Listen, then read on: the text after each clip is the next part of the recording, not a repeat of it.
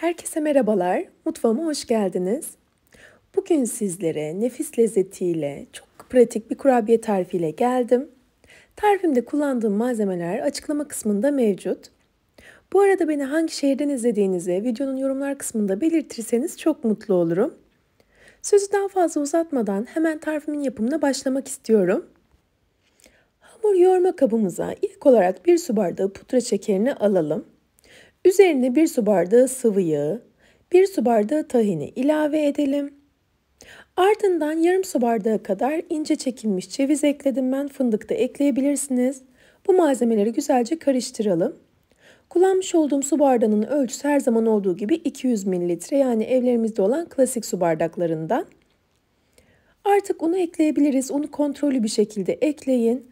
Bir miktar un ekledikten sonra spatula ile karıştırmaya devam ettim.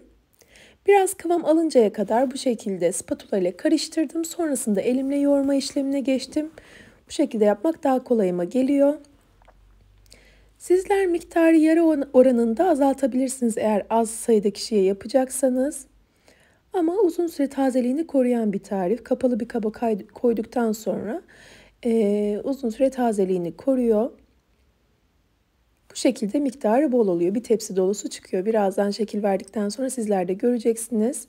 Çok fazla una bulamayın. Çok fazla una abartırsanız çünkü böyle dökülecektir. Hamur güzel toparlanmayacaktır. Ben toplamda 4 su bardağı kadar un kullanarak hamurumu bu şekilde istediğim kıvama getirdim. Bu dokuya geldikten sonra artık un eklemeyi bırakın lütfen. Artık şekil verme işlemine geçebiliriz. Elimle ceviz boyutlarında hamur parçaları kopararak yuvarladım ve yağlı kağıt serdiğim fırın kabına aldım.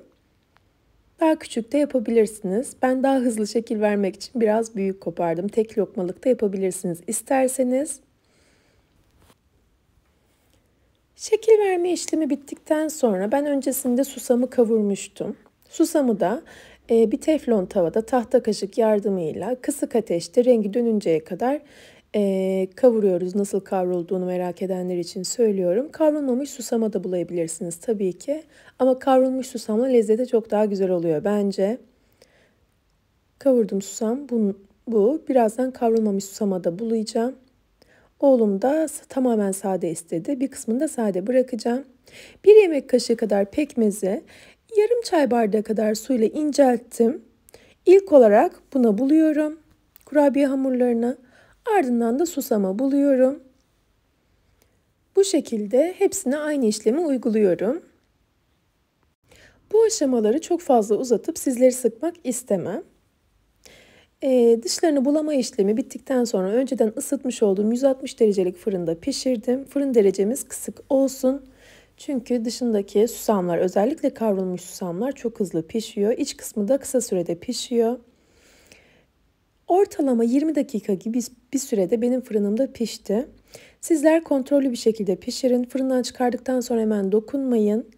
Biraz ılık hale gelsin. Ondan sonra elime aldım ben ılık hale geldikten sonra. Çünkü ilk çıktığında elime aldığımda biraz yumuşak, dağılmaya çok müsait oluyor. Bu sadeleri de oğlum için hazırladım. Susamsız istedi. Dilerseniz siz hepsini kavrulmuş susama da bulayabilirsiniz zevkinize göre. Şöyle yakından dokusunu da göstereceğim sizlere. Nasıl dağıldığını görüyorsunuz. Tahinli lezzetleri sevenler muhakkak denesinler. Gerçekten lezzeti muazzam oluyor. Umarım tarifimi denersiniz ve beğenirsiniz. Tarifimi buraya kadar izlediyseniz ve beğendiyseniz aşağıda yer alan beğen butonuna tıklarsanız çok mutlu olurum.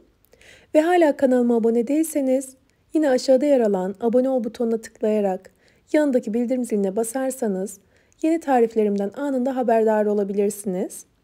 Yeni tariflerde görüşünceye dek sağlıkla ve afiyetle kalın. Hoşça kalın.